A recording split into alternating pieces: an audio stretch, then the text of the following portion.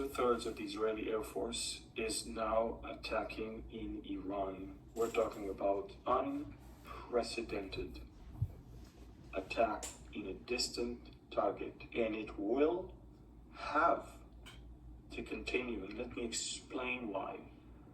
Some of those sites are so deep under the ground that one wave of bunker busters will not be enough. You will penetrate only a third of the depth. You need another one, and you need another one. Sometimes you need 5 different waves to reach the actual facility under the ground. So we're planning on at least a week of non-stop attacks. I don't think Israel have a week of non-stop attack. It's looking like when it comes to destroying Iran's enrichment facilities, Israel haven't thought this through.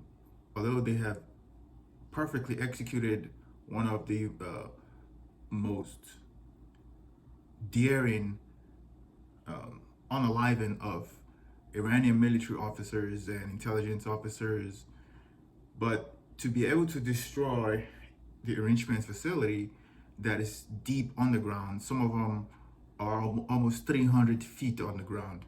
I don't think Israel have that ordinance to cause those kind of damage. You need some kind of kinetic support from the United States, which at the moment it doesn't seem like the US is offering, because this seems more like an Israeli kind of deal where Benjamin Netanyahu went alone, and he anticipates that when Iran strikes back, the US and other Western allies will support him. Even though before this conflict, before this war started, Israel was not in good standing with the European Union and more than half of the US population.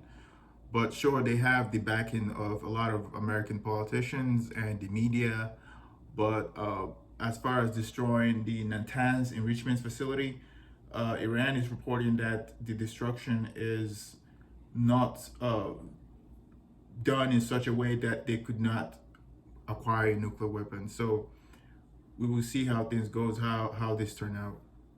Actually expect a barrage of anything between 300 to 600 ballistic missiles to be launched at us. And this is, by the way, where we could use a lot of help from America and other allied forces in the... It's kind of interesting that Israel is now calling for support from the allies, from America, from the European Union, from its Western allies, when before they went into this, they were told not to, but they did it anyway, and they anticipate that they will get support after. But he said 300 to 600 Iranian missiles, ballistic missiles. So far, Iran have launched more than about 200. So I'm hoping that, or maybe Israel knows how many ballistic missile Iran has. But if you're going by the numbers, if they already launched about 200 and some drones as well, it might end up being about 1,000 or 2,000, who knows? So it's kind of a plunge for Israel to just go in without having an end game.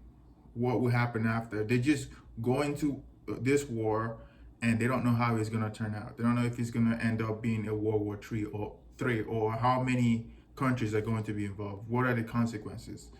So this is a very audacious move, but let's see how it turns out. This region. Guys, we are ridding the world from the biggest headache in the Middle East, the nuclear program of Iran. And when Iran is crippled, the Houthis will be crippled. So a couple of things there. He said, we are ridding the world from a headache, a nuclear-powered Iran. Iran is a headache for Israel. Iran is not a headache for the United States. Iran having a nuclear weapon is not a threat to the United States. Of course, India has a nuclear weapon. Pakistan has a nuclear weapon.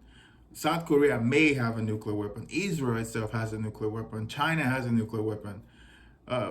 If Iran has a nuclear weapon, it creates a deterrent. In fact, it creates a deterrent to prevent other countries from attacking Iran.